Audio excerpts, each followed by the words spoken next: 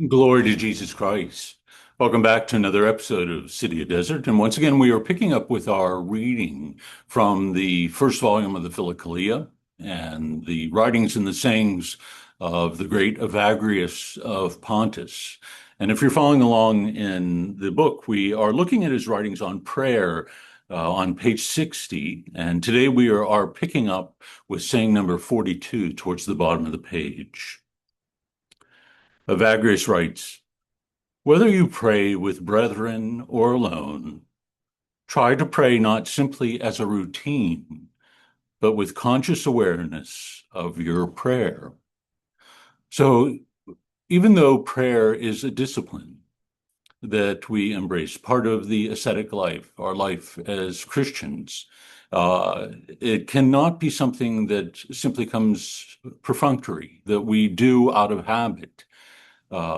Disciplines can be like this, that we can take them up with goodwill and desire within our heart, and yet gradually over the course of time, we are doing them automatically. We are doing them habitually and out of routine. And so, what has to be at the very heart of our spiritual life as a whole, not only our prayer, is desire and a sense of wonder, a desire for God and for what He alone can satisfy within the human heart, and a sense of wonder over the depth of that love and compassion and mercy that He shows us so freely. It is this desire and sense of wonder that keeps our hearts straining, as it were, in our longing for God, rather than it becoming simply a routine. Sometimes asceticism or the discipline of the spiritual life, the exercise of our faith, can become an exercise in endurance, that we push ourselves as hard as we can.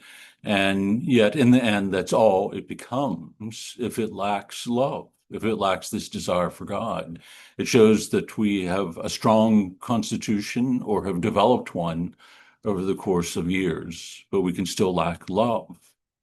And so let us pray today that God would give us the grace of a holy desire for Him and for the life and love alone that He provides to the human heart.